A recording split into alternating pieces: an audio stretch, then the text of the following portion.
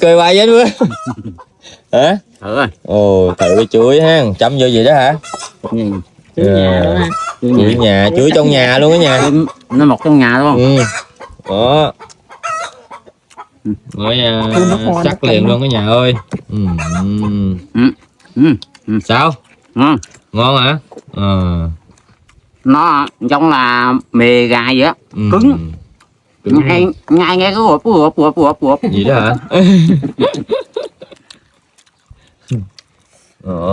Tóc cả nhà ơi. Trời ơi, cho em yêu ha, dứa.